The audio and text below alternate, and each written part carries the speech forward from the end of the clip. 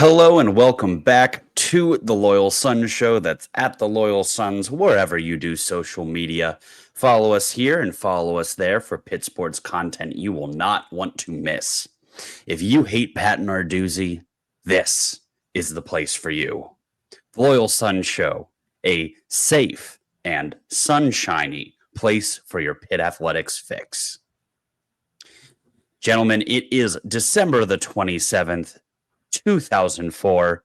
My name is David, and I'm joined as always by my co-host Dylan and Squid. And before I hand over the baton to you two to get the bitching started, I want to issue a trigger warning. If you're one of our many great listeners who feels that we have skewed a little too negative recently, and that we shouldn't be as hard on a team that went 3-9 and then in the next year lost 6 games in a row, this may not be the episode for you. So we appreciate you tuning in. If you do not want to hear a whole bunch of negativity about the state of the Pitt football program, this might be one to skip. But again, thank you, but also get the fuck out. All right. Now that we have that in place, Dylan and Squid, let's get the ball rolling. We got to knock off the rust a little bit. I think when you introed us, you said it's 2004, which it is not. It's actually 20 years later. That's not rust as much as my brain worm acting up. Yeah. We took about a month off since our last episode. Really, holiday season, busy with work, general disinterest in talking about Pitt sports, specifically football, all led to that. But the Game Above Sports Bowl forced our hand, and we were talking this morning in our group chat, and we decided we had no choice but to record an episode. It was probably a good thing. Well, no, I'm a little upset that we didn't do a Game Above Sports Bowl preview. I don't know what you two would have predicted, what your analysis would have been, but I was going to predict the 6 overtime loss. I had it written down on my little note card here. We're going to lose in 6 overtimes to Toledo. No, I don't know if there was like a single piece of insight we could have given. Like, we saw a little bit of everything. We looked horrible with a walk-on. Julian Duggar, cool. And then I had 90 million other dumb things. Yeah, there's a lot to unpack about the game. I actually did have the opportunity to give a prediction with our friends at the Hustle Belt, which is a SB Nation outlet that covers the MAC conference. They asked some questions. I provided some written answers. You can find that on their website and on our Twitter. But in that, I predicted very, very directly that if Eli Holstein plays in this game, because at that point we were unsure, Pitt wins. If he does not, we lose. So I don't think I anticipated the game to take the twists and turns it did, but the result is all the same. What is unfortunate is we watched this game as Pitt fans. I think if you're a fan base of literally any other team in the country and you watched that yesterday, you would have enjoyed yourself for 4.5 hours. It's got to be one of the more entertaining, not quality, one of the more entertaining games that you'll ever watch. But unfortunately, we are Pitt fans, and we had to be pissed off for the vast majority of that long afternoon. I think I speak for us, and it's important to preface going into this that we realize that the Game Above Sports Bowl is not the greatest stage in the sport.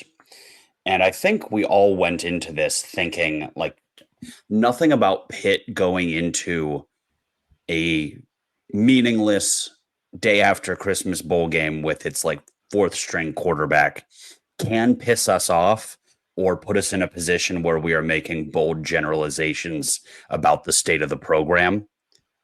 And then Duzz happened. Yeah, that sums it up pretty well. I think we all came into it with little to no expectations. I think we felt that if they were going to start a redshirt freshman walk-on quarterback, then it was very likely that they could lose the game and couldn't look too much into it. But I think the first sense of, oh, Narduzzi's making an ass of himself again, was when David Lynch threw his second interception, and then Julian Duggar proceeded to come in and just lead a very effective touchdown drive. And then it was like, oh, nice. This is awesome. This is why bowl games are fun. This local freshman's getting his opportunity to shine. Wait a second. How did they just spend a month preparing David Lynch to play this bowl game? So that was the first thing that got my blood boiling on a game that was supposed to be stress-free. I don't think we need to spend much time dissecting David Lynch. He was someone that was never meant to see the field for like a Power 4 team in a sanctioned collegiate football game. And that's fine. I think he knew that when he accepted a preferred walk-on situation. But I've never seen Les zip on a ball in a college football game. Remarkable. Show of hands. How many of you watched till the very end of the Pitt Louisville game? Anyone? Or do you just turn it off whenever we're down like 34-0 or whatever the heck it was? We were at Archie's, so I was there with you, and I mean the TV was on. I wouldn't say that I watched it. Yeah, well, I didn't remember it happening live. I must have been eating chicken wings or something during this meaningless drive. But I made a highlight / pump up video for David Lynch and was looking through the game, getting clips of his passes. And he threw an interception that game that, like you said, had no zip. It looked like Phil Dracovic throwing it left-handed and was picked off. And I'm like, you're telling me he looked good in practice? That's what Narduzzi said when he was asked after the game. He was like, well, yeah, he's older. He was a walk-on for an extra year, spare me, and looked good over the last few weeks of practice. Julian Duggar made some impressive throws. So I don't know what the heck happens in practice or how they evaluate these guys. This might just be another page in the chapter of the Pat Narduzzi Chronicles of evaluating quarterbacks, because I don't get it.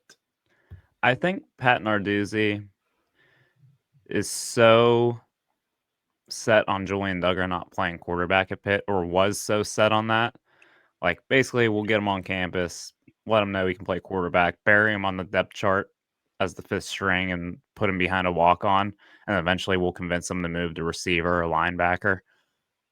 I think he was so convinced of that he just put on the blinders and just did not even consider, like, maybe working him into the rotation to get some reps. The first drive, he didn't even really throw a pass. We just ran the read option wildcat, and it kept working.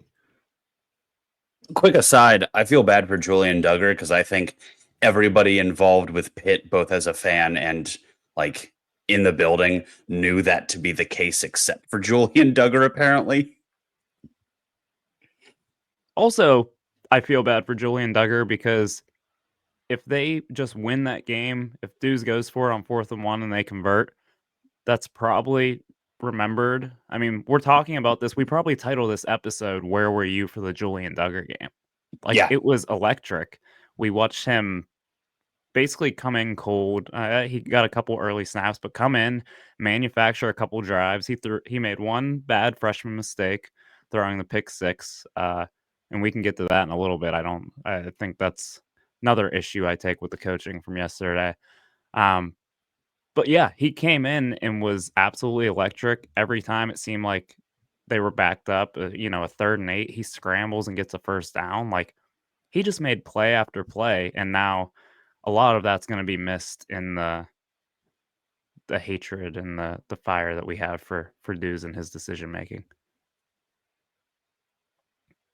Because I think the rap on Duggar, or what we heard, was he was a project. He was more of an athlete than he was so far from being ready to play at this level. And I was expecting, genuinely, when they brought him in, for it to be QB design runs, read options with Desmond Reed, maybe let him throw a couple balls on swing passes behind the line of scrimmage. And then it seemed like he kind of settled in. And then when he threw the touchdown to Jake Overman, the first touchdown, I was like, oh, this looks like a guy who's ready to play. Like he Yeah. did not look out of sorts. The one of the 2-point conversions, the throw to Bart in the corner of the end zone was like a big time throw. Like he made several throws yesterday And where I was Even like, the this one kid that can Desmond play. Reed dropped, that Yeah. was a beautiful gorgeous. 25-yard ball on a dime. And we haven't even mentioned his best throw of the day, running around in the pocket, in Stepping up. stride, stepping up, hitting Poppy Williams between two defenders who were converging on him in the end zone on what was that, like a 3rd and 14 from the 15-yard line? Yeah, I think that was the one where That was gorgeous. all of us watching were like, oh, wait, okay, he's not just throwing to wide open guys. Like he's making plays. So, yeah, definitely the brightest spot of yesterday's game. Duggar looks like he could be. I'm not going to start saying he's the future of the program, but like I feel like we have our QB2 next year, and I think most Pitt fans would be disappointed if there's not some packages ready for him to come in and play. Question: do we have a third quarterback on the roster entering next year? I guess David Lynch is coming back. David Lynch. Okay. And then So we have 3 quarterbacks. the freshman who's practicing with the team. Mason, gonna butcher his last name. I think it's Henschel. Yeah, yes, you're right. Can I just lightly pump the brake? I'm not even pumping the brakes. I'm tapping the brakes on Julian Duggar because I saw some people saying things like, where was he the last 4 games while Eli was out? Clearly, the staff did not take him seriously. Let's be honest with ourselves. But I am a subscriber to backup quarterback theory, which is anytime a quarterback gets unexpected minutes in a game, they more often than not give the team they are playing for a boost because the opponent did not prepare for them. So, that's why you have, like, say, for example, when Josh Dobbs made his comeback in the NFL and looked like great for 3 games, and then there was tape on him. He was never expected to come into a game. No one expected the injuries that led to him seeing NFL action. But so there was just like not really any tape on him. And then when there was, he turned back into a pumpkin.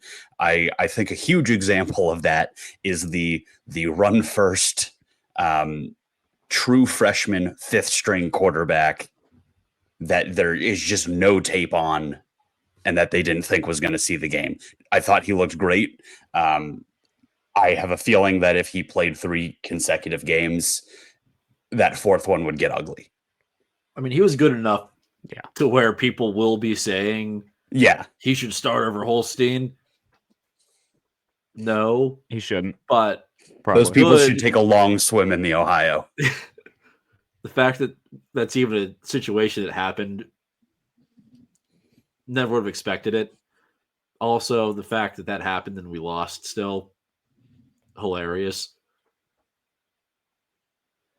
I mean, but he was electric. I don't want to take away from that. Yeah, so that was a bright spot. I mean, Kyle Lewis is still Kyle Lewis, and he's coming back, so that's bright spot number 2. And beyond that, Desmond Reed came out alive. He has 6 months to recover now.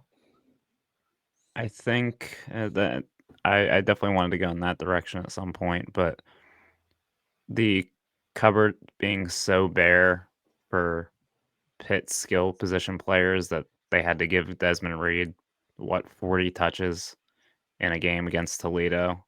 Poor kid was basically being dragged up and down the field, getting him back on the field for some of those late overtime possessions. Yeah, I think that's another off-season concern of mine is the lack of playmakers just in general.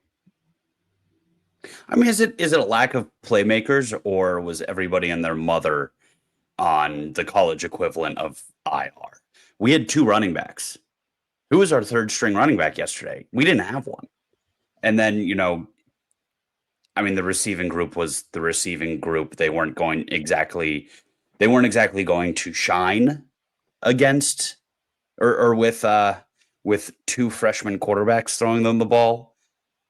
But I think the bigger issue was lack of depth. Yeah. I mean, just look at the quarterback situation. Our second and third string quarterbacks entered the portal. NCAA, we're begging you to figure something out with these timelines, but that's a discussion for another day. Is that the end of our safe and sunshiny portion of the episode? Well, I was gonna say that I was actually somewhat excited about what the young defensive line could end up being, but about an hour ago, Sincere Edwards entered the portal. So yeah, that's the end of the safe and sunshiny. Jules Goff could be fun. Okay, now it's Oh over. yeah. I agree. Okay, ready to break. So do you want to start with the defensive line?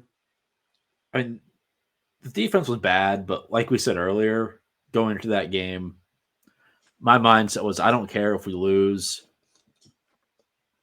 It's going to be pointless to bitch and moan about how we looked subpar against Toledo in the game above Sports Bowl.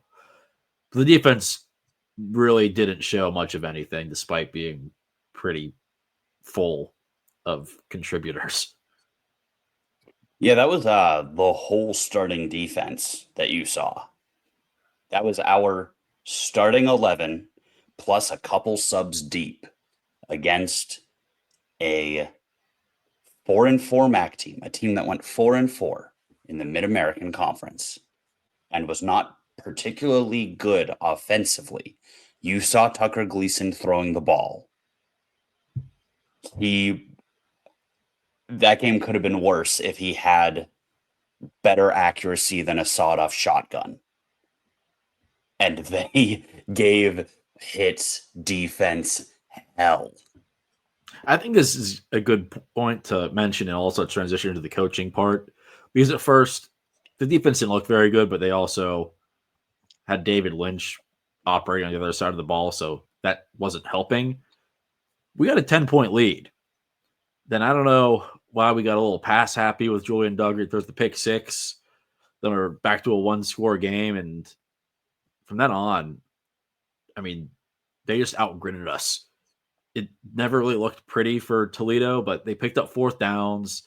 They kept throwing to that 5'8" guy who kept getting open. Vander Ross.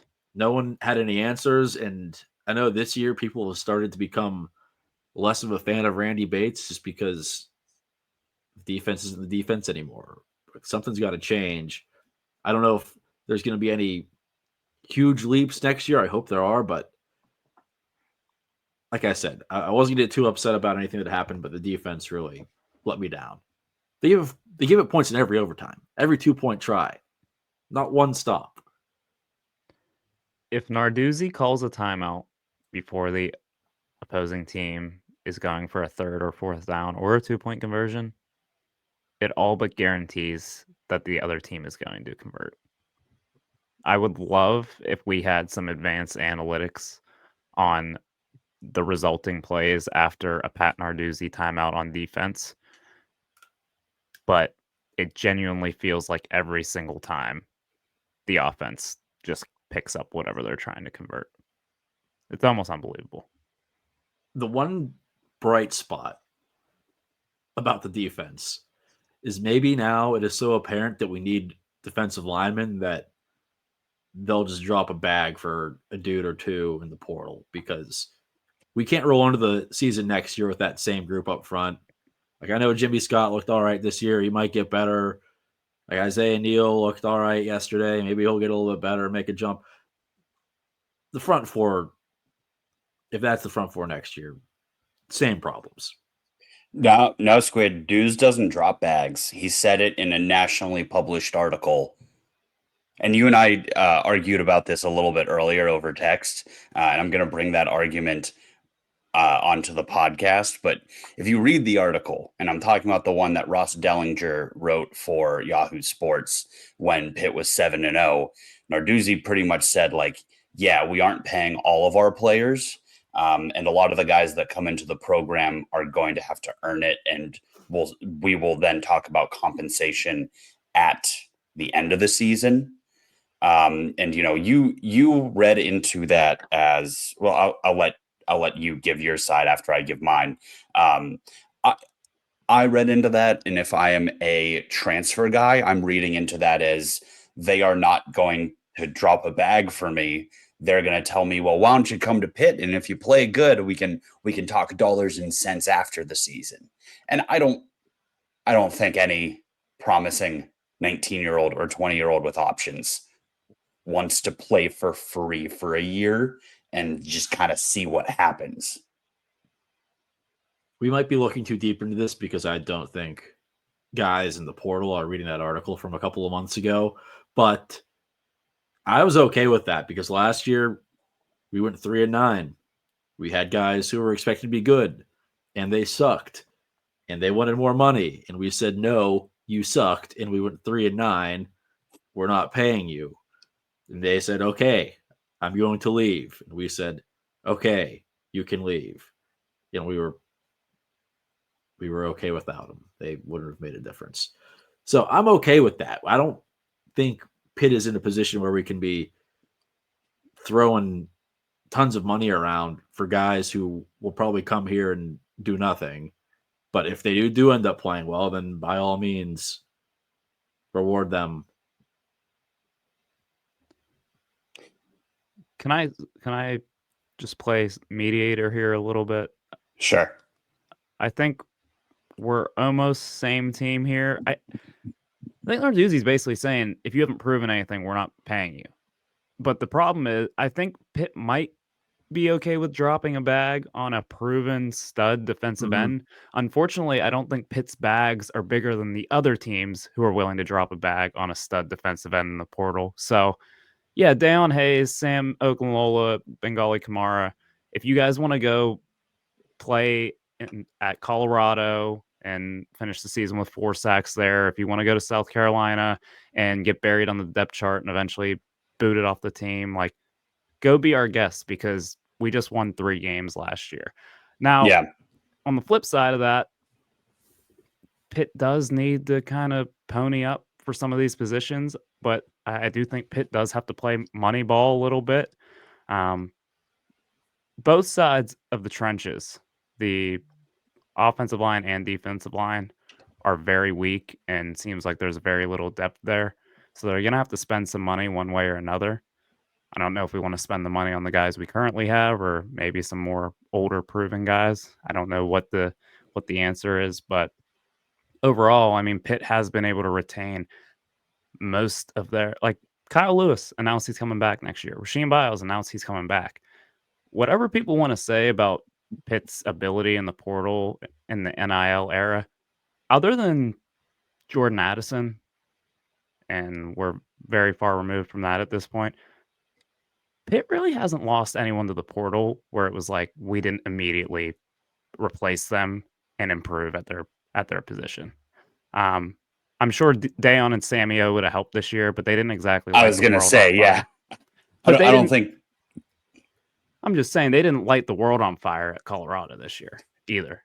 Yeah, but Dion's also not like take Samio, for example. We knew Samio was a lot of raw talent that needed to be developed.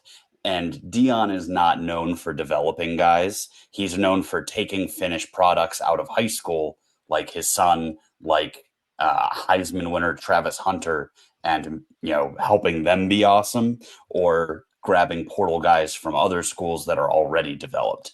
I think Samio did himself an insane disservice by going and playing for a staff that doesn't, and is like pretty upfront about not wanting to actually develop somebody.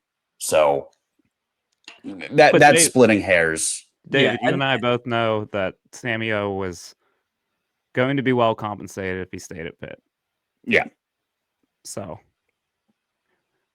sure. I mean, if we want to say that, but at that, like, Solomon DeShields, Bengali Kamara, we replaced them, and our linebacking core was instantly one of the best in the country. If all of those guys we just mentioned stayed, we would be 7-6.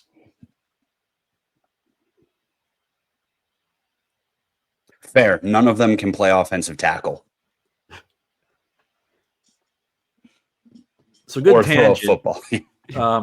Would be nice to say, oh, well, we did get these other transfers who are coming in that are going to help, but that hasn't exactly happened yet. So maybe we'll revisit this in like a couple of weeks and see if there's any positive activity. We got a tackle from Charlotte. That's got to count for something, right? Yeah. Yes. So I apologize. I got us on a tangent off of a tangent. That's what this What- episode's for. It's the Game Yeah. Above Sports Bowl pod. Yeah, after a month of not doing this, so we're just kind of rusty and bad. But this all stemmed from discussing Sincere Edwards entering the portal, and I really can't understate how big of a blow that is to this team for the only offensive lineman who looked like he had a pulse. Defensive. Jesus, we're rusty. Defensive lineman who looked like he had a pulse. Not just this game, but at a lot of points this year, immediately going into the portal the second the clock hit 0 on our last game. It's going to happen. Unfortunately, that's just the way it is now. I mean, Sincere Edwards, I know it was a struggle to even get him on campus. He was going to flip last minute. So it is what it is. I don't want to harp too much on the transfers. Like we said, we've been able to hold on to most of the guys we wanted to hold on the last couple of years. So that's just the nature of the beast at this point. When can we start shelling Narduzzi? I think it's time to jump ahead to the late fourth quarter. Okay. So first mind-numbing Narduzzi decision of the day was deciding that the walk-on was a better choice than the uber athletic freshman who's on scholarship at quarterback. That's the first one that got us a little upset about a game we swore we couldn't upset ourselves over. Cade Bell, although most of that game I thought called a really good game given the circumstances, I thought a lot of the design runs and the read options that they went for with Julian Duggar were, and then obviously abusing Desmond Reed's skill set. Pretty good game plan for the most part. I do think the decision to throw that ball on 3rd and 6, the ball that Julian Duggar threw for a pick 6, I think hindsight 2020, obviously, but even in the moment, I was like, why are they throwing it? I think a draw with Duggar or Desmond Reed would have been a safe bet. There was a little over, I think Toledo would have got the ball. Even if they stop us there, if we punt it away, Toledo gets the ball with a little over 7 minutes left, down 10, and our defense had kind of been buzzing for a little bit. Instead, we give them a splash play on a pick 6 on a freshman mistake. And I truly do think, once again, hindsight 2020, if they just run the ball there, pick up 2 yards and punt it, I think Pitt wins that game in regulation. Yeah, there was some other weird stuff that happened down the stretch.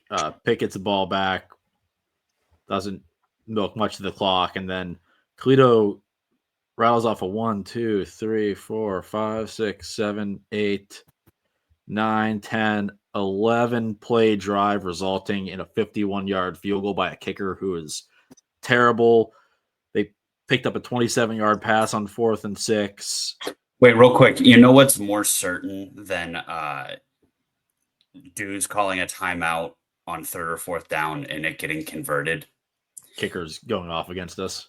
A broadcaster showing a supercut of a kicker shanking field goals and then them putting it right between the pipes immediately after. It's guaranteed. Yeah, they should have missing like 3 chip shots against Akron, but just buries a 51-yarder right down the pipe against us. So yeah, overtime. Just what we were all waiting for. The game felt like it took forever, and it was going to go on longer. Little did we know it was the first of 6.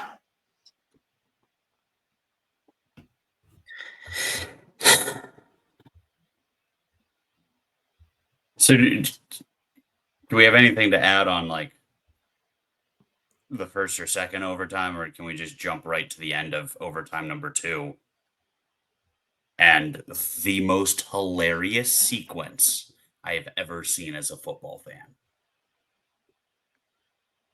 Third down. We trot Gavin Bartholomew out. Well, actually, they trot him out there on second down, right? In the Yeah, he Wildcat ran spot. it.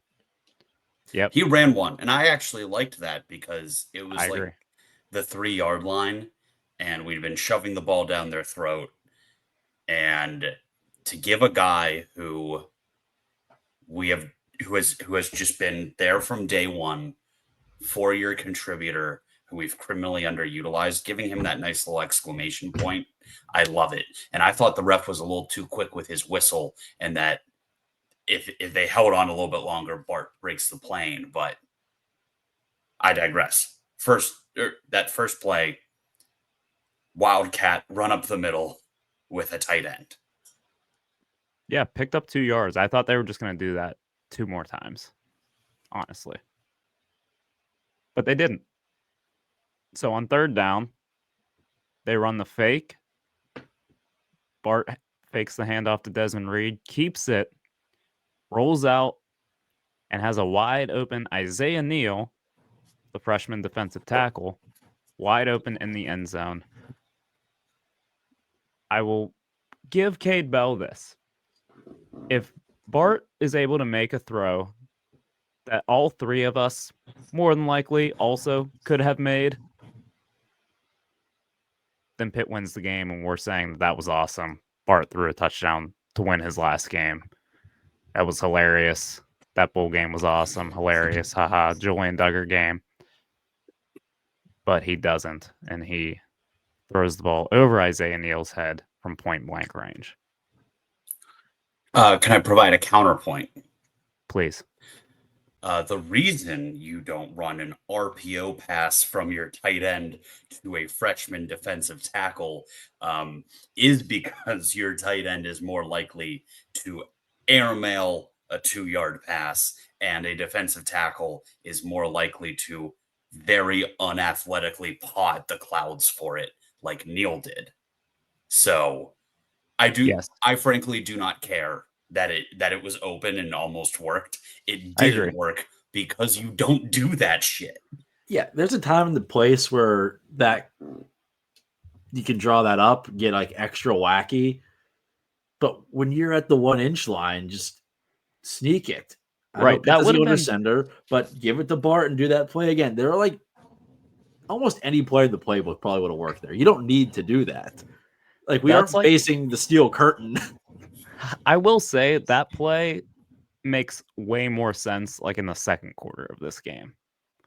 Yeah. And probably works. Well, that play makes way more sense if you know you're going for it on 4th down. Yes. Like both of those plays are the literal definition of getting too cute and reinventing the wheel. But I can live with it if you come out on 4th down and say, okay, for serious this time. You do not run that play if you think that you're going to kick on 4th down. Did anyone? No one thought they were going to kick it. The announcers were surprised too. I think I was going to screenshot our group chat, but there were some explicit messages sprinkled in between. But it was like, "Are we really kicking this? LMAO, no effing way. What? We're kicking this? Narduz is an idiot." Just one after another for like 20 straight messages. Yeah, if you're watching on YouTube, my background right now, dude's throwing up the 3 for the field goal unit to go out. He didn't learn his lesson. To have the ball on the 1-yard line after, like you said, David, we were running the ball down their throats. To have the ball on the 1-yard line with 2 plays and neither of those plays being a run up the gut, whether it was a direct snap to your massive tight end, massively athletic tight end, whether it was a handoff to your do it all, do everything, all American, all purpose back in Desmond Reed, or whether it was a QB power with your freshman who's getting his first collegiate game action, who has just played outside of his mind for 2.5 quarters. One of those three, do it once in either of those two plays, but for neither of those three guys to have a chance to run the ball in, it's just unbelievable to me. I can't believe it. Stupid. Moronic. It's just like there's so many Malpractice. So bowl games are basically scrimmages at this point. And if you watch bowl games in the year 2024, they're full of like triple reverse flea flickers. I think Bowling Green dressed their third string quarterback up as a punter last night to have him throw a 50-yard fake punt. Like, that is what bowl games are. You have nothing to lose anymore. You're playing with a bunch of guys you never expected to see the field because of opt-outs and transfers, guys going to the draft, whatever. And then you have Pat Narduzzi, who's playing the safe option for 3 quarters at quarterback, who's kicking a field goal on the 1-inch line in overtime instead of going for the game winner, knowing that if you kick, Pitt just gets the ball moved back for a 1 down at the 3, and then Toledo has an opportunity to do the same thing instead of just ending the game from the 1-inch line. Do you think that is our head coach. That is our head coach in a nutshell. Do you think he was positive that it went to 2-point shootout after that? Do you think he thought we were just doing a whole nother overtime again? That is like almost That's honestly the best rationalization. Like if that's a really good point, Squid. If Duzz just flat out didn't know the overtime rules, I unfortunately might feel better about his decision. Yeah. Oh my god, he didn't. He didn't. No, his reasoning was like, I was very curious to see what he would say, because whenever they did it against Penn State at Penn State to make whatever the score was, it was cutting the lead to like 4 or something stupid. Yes. He had a horrible answer. He was like, yeah, we didn't have any more plays that we liked from the 1-yard line. He also said something about playing to win, not playing to tie or something. If we kick it, then we can go down and win if we get the ball back. Yeah. So that was a bad answer. So I was curious to see what his logic was this time. And he said he sent out Sauls in the second overtime because he didn't want to lose in that moment there. He didn't want to win in that moment either. He didn't want to put the game on the line right there and believed his team in overtime going forward. So I don't know. I think there's a non-zero chance that he thought it just went back to the 25 and they would play again. In which case, it's still stupid, but I agree. Pitt might have a better shot in that version of overtime at beating Toledo, but you're at the 1-inch line. Just score. Just score. And the decision, it immediately brought me back to that Penn State game, which to this day I have not forgiven Narduzzi for this, even though that was pre-ACC championship. And this is part of the reason why I'm so like fired up and upset about that bowl game. Like we said, we wouldn't care, but it just shows that in 5 years, Narduzzi has not changed a bit. He doesn't understand game situations. I still think to this day, the decision at Penn State, like I think he was mixing up the score or something. Like his decision, his rationale made no sense. And now 5 years later, we're not sure if he knows the overtime rules. Like to be that incompetent in those high pressure situations, I mean, that's what keeps you from being a better football program, is a head coach who can manage the game and coach you to a victory. If we went for it on 4th and goal from the 1-yard line and they run a QB read option that gets swallowed up and we don't get in, I'd be like, bummer. That was a dumb game, but oh well. We played with our 4th and 5th string quarterback that game. I wouldn't be upset. Yeah. I'd be annoyed, but I wouldn't be upset. But the fact that we took the coward's way out and then didn't back it up in the next 4 overtimes is the reason why we've been tweeting nonstop. We've been on this podcast complaining for the last 40 minutes because our head coach was an idiot. A coward. Like, there's not even a defense of like he took the conservative approach. It was just literally the wrong decision. Yeah, I thought someone broke it down really well on Twitter. Option A, score from the 1 yard line. You win the game. Option B, kick a field goal, then score a 2-point conversion, and then get a stop. Which is easier? And we had a shocking number of Pitt fans in our replies saying, I don't disagree with Narduzzi. You want to put the pressure on Toledo in that next frame. So stopping a team on the 1-inch line that has run for 300 yards on you when you know they can't do a second thing isn't putting pressure on Toledo. We absolutely have the upper hand in that situation. We bailed them out. The We bailed them commentator, out. color commentator, said it perfectly in the moment. He said, "You don't think Jason Candle is thrilled that they're sending the field goal unit out right now?" Well, I thought that the same way in the first overtime. When we scored, then Toledo went down and scored. I thought they'd go for 2 and go for the win, but they kicked an extra point, and I thought, wow, they bailed us out, because if they went for 2, I bet they would have got it, because it's easy to get in the end zone from the 2-yard line. But I don't know. I don't have the words anymore.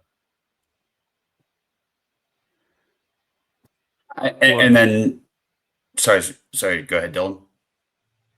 I think you have something that's less final than what I was gonna say, but I was going to scoot us along to the end of the game. yeah, go for it. We give up 4 consecutive 2-point conversions. At no point did Toledo look like they were running plays on anything but air. Mm-hmm. I mean, just Pitt was bite scratching and clawing to get these 2 yards. It was so easy for Toledo. It's clear that our 2-point conversion strategy defensively became, if we put pressure on Tucker Gleason. Well, basically, we had gotten bailed out by a pass interference penalty the first time that Toledo stormed the field. Of 3 times Toledo stormed the field. It had become clear that Toledo realized, like, oh, if we get Julian Duggar backpedaling, like, they're screwed. And we tried to copy that. So we started bringing pressure on Tucker Gleason. It took like 7 guys on the blitz for it to look like he was even breaking a sweat. And even then, there was typically a safety valve coming out of the backfield wide open. I'm thinking specifically of it was either the 3rd or the 4th frame where we brought the house and there was just a running back uncovered at the pylon and he turned him through it. And that is both how easy it was for them to get Duggar backpedaling and throwing off his back foot, and how many guys we had to bring to get anywhere near Gleason. We got destroyed in the trenches, both sides of the ball, by a 7-5 Toledo team. We couldn't get pressure for anything, and they sacked us 5 times. Yeah, shout out to Toledo's offensive coordinator, because those looked like real 2-point conversion plays that are pretty easy to pick up. Like, they're running pick plays for guys, misdirection, and there was nobody within 5 yards of the guy who scored on at least half of those. On ours, we were relying on our true freshman quarterback to hit our tight end, like running towards the back pylon, like over a defender. It was miraculous that it happened, but you think we could find something a little easier to score on, like for any of these? I think Cade Bell deserves some props for the first half. I mean, it's probably not easy to design a game plan for David Lynch. But I thought they made the switch to Duggar, which I do not think was a thing that they were considering before the game. And I thought he made the switch pretty seamlessly. Obviously, the third down call that resulted in the pick six, not great, but he was dialing some stuff up. He got Yeah. Desmond Reed involved in very creative ways. He got Jules Goff involved in creative ways. He got Kenny Johnson involved in creative ways, all to support a young signal caller. And then overtime happened, and we saw the downside of Cade Bell, and that's outthinking himself, trying to be the smartest guy in the room instead of just making calls that win games. Yeah. And that resulted in a tight end overthrowing a screen pass to a defensive tackle. It resulted in Julian Duggar running in circles for his life because they didn't just have a quick pass option on the 2-point conversions. Then we lost. And we lost. And Toledo stormed the field for the third and final time. And it was over. Mercifully.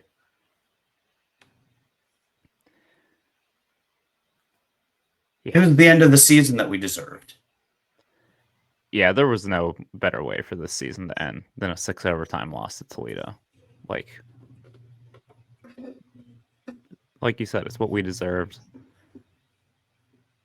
Honestly, if someone would have gave us their score prediction before the game and said we lose in 6 overtimes, I would have been like, yeah, honestly, that makes the most sense for this Pitt team and our Pitt fandom in general. Yeah, this is back half of the season we will probably remember for the rest of our lives. Can't say that for most Pitt seasons that we've had because they've all just kind of been like, meh, whatever. But this one was so Pitt that 25 years from now, our children and or grandchildren will be telling them about it. They'll be like, whoa, Pitt's 5-0. Can you believe that? And we'll be like, oh, little Jimmy, I've been here before. 5-7 is in play. Let me tell you about the story of the 2024 Pitt Panthers.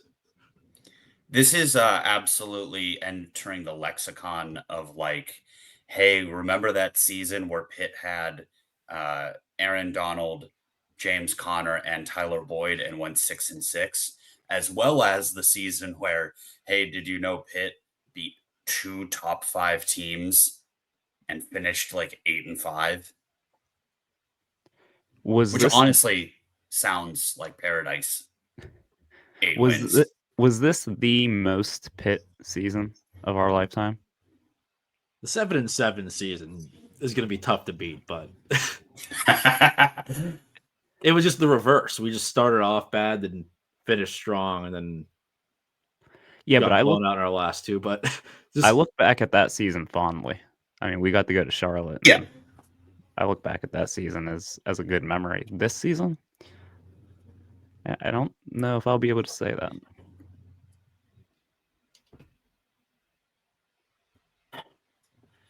I know it sounds pathetic. Well, I guess not more pathetic than anything else we talked about today. We haven't done much about it in this episode, but I think we did a little bit on Twitter. Kind of questioned, used this game as a platform to talk about Narduzzi's job security and how well he's done at Pitt. And I think we all agree it's stupid to use, even though, again, we're doing it, to use the Game Above Sports Bowl where we lost to Toledo with our fifth string quarterback to say, like, oh, Duzz is an idiot. Like, he should be fired for that call. But it's just such the perfect bow, or it's the cherry on top of the shit Sunday that was this season, that has been the last 3 years post ACC championship of the Narduzzi era, just him building a very, very strong foundation to the program and then taking a sledgehammer to it himself. Yeah. It did kind of feel like that for me. I've had several people text me individually, like their thoughts, and I'm being serious here. I had multiple different outside of our main group of friends, like, but Pitt fan, you know, Pitt parallel, whatever, people we tailgate with, people who used to work for the team. And it's just like, I'm getting texts from people saying, like, yeah, that might be it. This might be a good time to move on, just because it's not just us feeling this way. Like, this was a perfect representation of the chaos that is Pat Narduzzi's Panthers. Like, just idiotic decision making, just stupid ways to lose games, Wasting talent, misevaluating talent. which is probably the bigger issue. I don't know. It always seems to be at the same position. So, I mean, he does a really good job with finding random linebackers from New York and New Jersey who end up being NFL guys. But I don't know. Something about it's like every year. It turns out making the call of swapping Yarnell with Holstein preseason was like the only good quarterback evaluation that a Pat Narduzzi staff has ever made, other than tell Kenny not to go to Notre Dame. So yeah, I'm not expecting Narduzzi's buyout to be a saving grace like it was for Jeff Capel. On the contrary, I think it is his saving grace. Well, I'm you mean saying in that? It's not going to work out in the long run for us. Gotcha. If it was up to the it's vast saving majority his ass, yeah. Yes. It is going to save him, but it's not going to save us. yeah, and I think that is where we're left at this point. I know got some people mad at us on Twitter, the people who were overreacting. It was a dumb bowl game. Who cares? First off, if we're not allowed to care, then who is allowed to care? The guys who record episodes and have season tickets and go to 1 to 2 road games a year, like, where does the level of commitment to the team of caring that Narduzzi just led us to a 6-game losing streak? Who's allowed to care? Chris Bickle, and that's it. Like, if we're not allowed to care about the bowl game at the end of the season, then why do they play? I don't know. I'm just ranting at this point, but yeah, I think I'm at the point with Pat Narduzzi where I know that they can't fire him. They don't have enough money. I don't think if they somehow miraculously found someone who was willing to give that type of money, that it would be better used on a buyout than just trying, like, taking a home run swing at a transfer portal and hoping that we can make a miraculous season out of it, even with Pat as the coach. And also with the Victory Heights project and everything else with the impending revenue sharing that's approaching, like, university is not going to pony up the funds to get rid of the football coach. So we're stuck with him. I'm just at the point where I'm not going to defend him when he says some stupid comment to the media this summer about being disrespected or about how Penn State won't play us or this or that. Like, yeah, he's our coach. We have to deal with him. Done defending him and his decision making and whatever else he's done. Well, he's got to deal with it now, too. This was very close to being an 8-9 win season that we can be happy about, but it's not. Big part of that is Pat Narduzzi, so he's made this bed. He's got to sleep in it. It's a big month coming up to rebuild this roster. And yeah, we'll talk about that, but next year, the pressure will be on. And maybe it won't be again because we are broke and that buyout is high. So, Panther fans, we are in a loveless marriage right now, and we cannot get divorced until the kids are off to college, and they're like 12 years old. So get comfortable with this version of the Duzz, the Duzz that took a 12-win ACC champion and just gutted it for parts, and has left us with this. I know all last offseason we stood a hard line. We would not let ourselves talk ourselves in to this 2024 Pitt Panthers football team. Even after a couple weeks of the season, we weren't letting ourselves talk ourselves into it. I think after the West Virginia game, we were like, all right, this is fun. For this offseason, I think it's going to be easy, Pitt fans, to talk yourselves into the 2025 Pitt Panthers. I've already seen it. Team was rolling when Eli Holstein was healthy. After he was not healthy and was not finishing games healthy, it all went to shit. So, you have a choice this offseason, Pitt fans. You can either use the sunshiny outlook of a healthy Eli Holstein, and this team's right back in the driver's seat, competitor for the ACC, or you have the dark side of this offseason and the reality that we just lost 6 games and end the year, and very well could have been staring down like a 5-win season if it weren't for a couple miraculous finishes early. I'm not telling you which one to side on, but I'm telling you those are going to be the two sides of the bus this offseason. I'll tell you what I'm hoping for. I'm hoping Eli Holstein gets an invite to the Manning Passing Academy. And, learns like 7 or 8 things.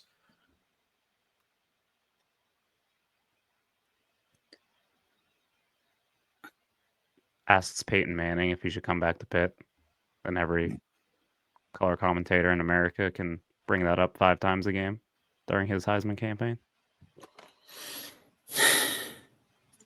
We're going to convince ourselves Pitt's going to be good next year too, aren't we? Absolutely. Just give me like 1 or 2 more mid-major offensive linemen and pencil it in. They're going to add enough like solid FCS and G5 guys on the lines that we're going to convince ourselves, well, if they can get it together, we still have Biles, Lovelace, and Lewis. We still have Des Reed. We still have Kenny Johnson. We still have Eli Holstein. We can run it back. We got that 6'4" receiver from Florida State that used to be a quarterback and has like 11 career receptions. Oh, we can get there. I don't doubt our abilities. Maybe not a matter of if, but when. We are the loyal sons, for what it's worth. Mm-hmm. But for now, we have the basketball team. Thank God. I don't want to think about Pat and Narduzzi for another 8 months. Well, hopefully the basketball team will keep our attention into late March. If the basketball team can get us to late March and in a good way, I can potentially give Narduzzi a pass for the spring game. Can you imagine how electric the Eli Holstein versus Julian Duggar spring game is going to be? I can't wait. And I think that's a good place to have this one. Yeah. All right. Any closing thoughts before we sign this one off? I think we've taken enough of the good people's time. Thank God I have the 2024 MAC champion Ohio Bobcats. Oh my God, we're cutting that out. Yeah, we're cutting that out. I edit. Well, this probably not a better way to spend an hour of your time than listening to our thoughts on the Game Above Sports Bowl. I mean, you spent nearly 5 hours watching the game, so what's another hour? Good job, fellas. Probably the last episode of 2024. Almost certainly that last episode of 2024. We'll see you on the other side. And as always, hail, loyal sons of Pittsburgh.